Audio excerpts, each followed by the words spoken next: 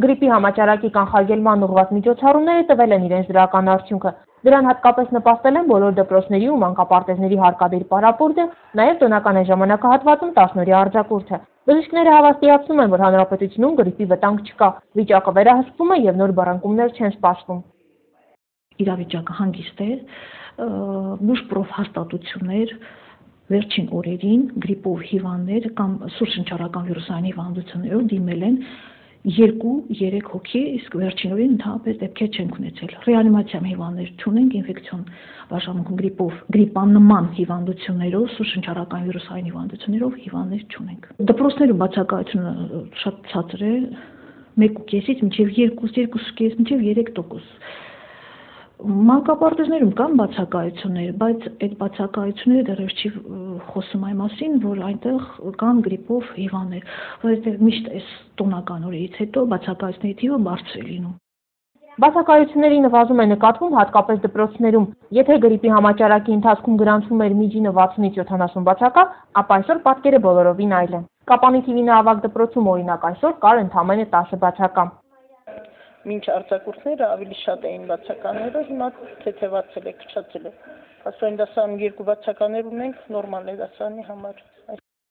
Երկարատև արձակուրդը ճիշտ է նպաստեց համաճարակի կանխարգելման ու առողջական վիճակի վերականգնմանը, բայց այս ընթացքում աշակերտները բավականին հետ է մնացել ուսումնական ծրագրից։ Կրթության և գիտության նախարարության որոշմամբ այդ բացը լրացնելու համար գարնանային արձակուրդ աշակերտներին չի տրվելու, բացառությամբ առաջին դասարանցիների, ինչպես նաև այն բոլոր դպրոցները, որոնք 5-օրյա են, կդառնան 6-օրյա, իսկ 6-օրյաներում էլ օրական կավելացնեն մեկական ժամ։ Աշակերտներն այս հարցի շուրջ տարբեր մոտեցումներ ունեն, շատերի համար դժվար է լինելու, մյուսները հանգիստ են վերաբերում այս ամենին։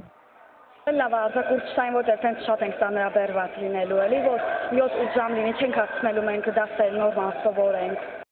Ոչինչ, որ արձակուրդ են տվել, երեխաները լավացել են, մենք ծանրաբեռված ենք լինելու, բայց ոչինչ կարևորն է երեխաները առողջ լինեն, որ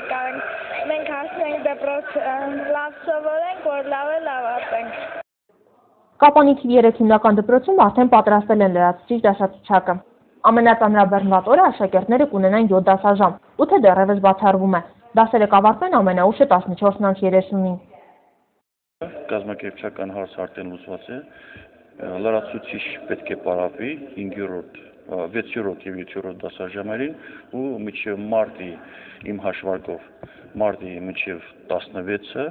այդ բաստողացը մենք լրացնել ենք։ Իսկ տարական դասաներն, քանի որ նրանք 5-օրյակ են, ուսուցումը 5-օրյակ է, կազմակերպված